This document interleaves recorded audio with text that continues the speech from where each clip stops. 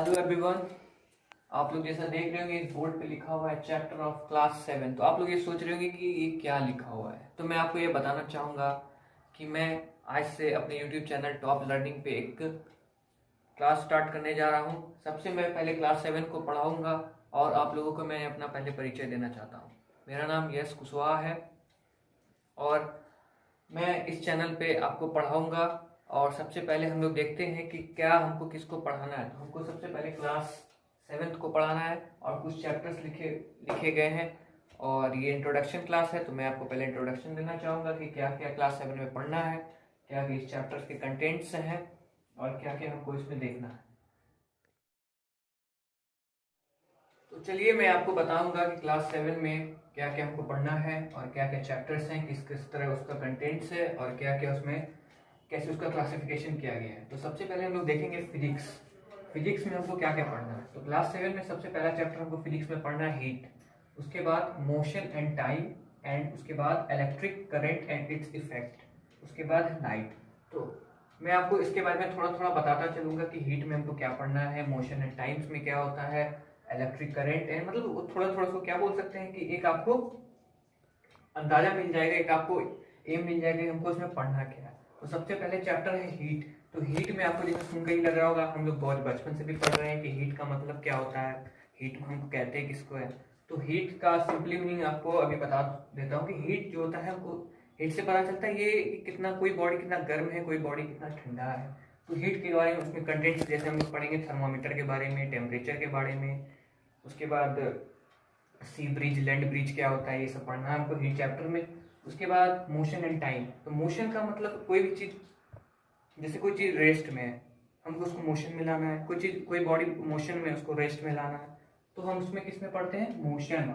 Motion और बहुत तरह का मोशन होता है जैसे रेक्टेंगल मोशन, स्ट्रेट मोशन और उसके बाद टाइम।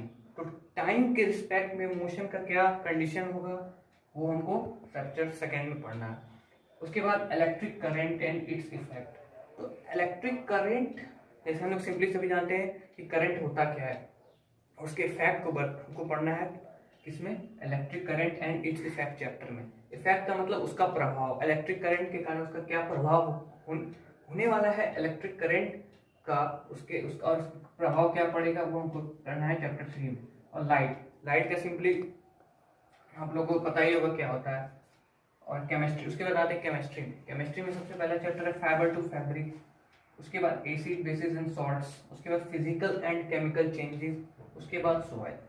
और फाइबर और फैब्रिक के बारे में आपको बताना चाहूंगा कि फाइबर टू फैब्रिक, फाइबर का यहाँ पे मीनिंग क्या हुआ और फैब्रिक का क्या हुआ।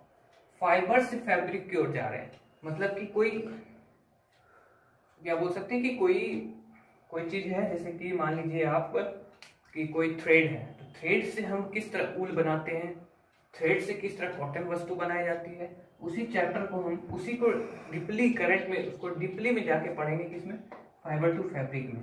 उसके बाद क्या है, एसिड बेसिस एंड सॉल्ट्स। तो एसिड के बारे में आप ये आपका टॉपिक जो है, आपको ये जो टॉपिक है, ये जो 2nd चैप्टर है केमिस्ट्री का, एसिड बेस एंड सॉल्ट, ये आपके लिए कुछ नया होगा जिसमें कि आपको पढ़ना है एसिड क्या होता है, बेस क्या होता है और सॉल्ट्स क्या होता है। उसके बाद physical changes and chemical changes. Physical and chemical changes, physical and chemical changes में हमको पढ़ना क्या है कि फिजिकल और केमिकल चेंजेस होता क्या है, मतलब कि कौन सा रिएक्शन रिवर्सिबल होता है, कौन सा रिएक्शन इरिवर्सिबल होता है। रिवर्सिबल रिएक्शन वही होता है जो कि अपने ट्रांसफॉर्म फॉर्म से अपने ओरिजिनल फॉर्म में वापस आ जाए, और इरिवर्सिबल फॉर्म वो होता है जो कि अपने ट्रांसफॉर्मेशन फॉर्म से अपने ओरिजिनल फॉर्मेशन में, ओरिजिनल उसका जो ओरिजिनल पोजीशन होता है उसमें वो नहीं आ पाए। सॉइल, सॉइल के बारे में हम लोग पढ़ेंगे, how many types of soil, classification of soil, formation of soil और बहुत तरह की बातें जब हम लोग पढ़ेंगे इसमें तो डीपली जाएंगे। उसके बाद हम लोग आते हैं बायोलॉजी में। बायोलॉजी में हम लोग को कौन कौन सा चैप्टर पढ़ना है, आप लोग देख रहे होंगे कितना चैप्टर, 7। इसके बाद भी एक दो चैप्टर है जो कि वैल्यू बेस्ड चैप्टर है, जो कि हम वो थ्योरिकल चैप्टर है जिसको हम पढ़ाएंगे बाद में, लेकिन उसका भी मेंशन यहाँ पे नहीं किया गया। जैसे कि न्यूट्रिशन सबसे पहला चैप्टर है, न्यूट्रिशन इन प्लांट्स। तो न्यूट्रिशन का मतलब होता है पोषण, हम लोग प्लांट का किस तरह पोषण करते हैं वो हम इस चैप्टर में पढ़ेंगे। दूसरा chapter nutrition in animals, animals को किस तरह पोषण किया जाता है वही चैप्टर पढ़े, इस चैप्टर में हम लोग पढ़ेंगे। उसके बाद थर्ड चैप्टर है weather climates and adaptation to the climates. Weather climates मतलब मौसम और जलवायु के बारे में पढ़ेंगे इस चैप्टर में, और एडेप्टेशन टू द क्लाइमेट जलवायु के अनुसार कौन सी अनुकूलित व्यवस्था है, कौन सी अनुकूलित परिवेश है, उसके बारे में हम लोग इस चैप्टर में पढ़ेंगे। रिस्पिरेशन इन ऑर्गेनिज्म, रिस्पिरेशन हमारे लाइफ का एक मोस्ट क्राइटेरिया है, एक अच्छा मतलब कि इसमें रिस्पिरेशन के बारे में हम लोग ये पढ़ेंगे कि हम लोग किस तरह सांस लेते हैं, किस तरह हमारे ब्रीथिंग जाता है, किस तरह हमारे सेल्स में ये काम करता है और ये ऑर्गेनिज्म के लिए किस प्रकार लाभदायक है।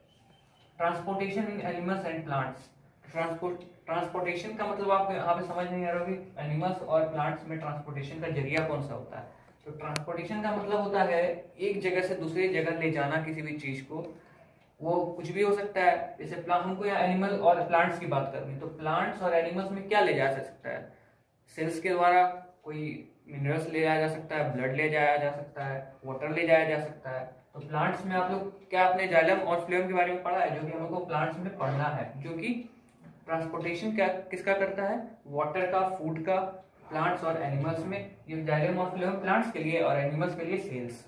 उसके बाद है छठा chapter reproduction in plants. Reproduction in plants मतलब प्लांट्स की उत्पत्ति कैसे होती है, उसी चीज को, उसी को डीपली में पढ़ेंगे किस चैप्टर में, रिप्रोडक्शन इन प्लांट्स। उसके बाद आता है सबसे लास्ट में forest our life line. Forest मतलब जंगल, फॉरेस्ट हमारा लाइफ लाइन कैसे है, फॉरेस्ट किस किस क्रिटेरिया पे डिपेंड करता है, फॉरेस्ट हमारे लिए किस प्रकार लाभदायक है, फॉरेस्ट से हमें क्या मिलता है, फॉरेस्ट को हमें बचाना चाहिए या नहीं बचाना चाहिए, इस पे किस तरह। तो आप लोग जान चुके कि फॉरेस्ट में हमको क्या क्या पढ़ना है। तो आप लोग यहाँ पे एक लाइफ लाइन वर्ड देख रहे होंगे, जैसे यहाँ पे है ना ये life line word. Life line का मतलब क्या होता है, फॉरेस्ट हमारा लाइफ लाइन है, जीवन दायिनी है। अगर हम लोग फॉरेस्ट को नहीं बचाएंगे, फॉरेस्ट को कंजर्व नहीं करेंगे, फॉरेस्ट को दुश्मनों से या किसी और भी चीज से अगर फॉरेस्ट को हम नहीं बचाएंगे तो हमारा ये जीवन दायिनी खत्म हो जाएगा। ये लाइफ लाइन जो है हमारा फॉरेस्ट है। तो इसी के साथ मैं आपको बताना चाहूंगा कि यही सब आपका चैप्टर है जो कि हम पढ़ेंगे। तो अगले टॉपिक, अगले जो नेक्स्ट वीडियो हमारा होगा उसमें सबसे पहले हम लोग हीट की बात करेंगे, हीट के बारे में पढ़ेंगे डीपली से। तो इसी के साथ आप सबको थैंक यू बोलना चाहूँगा।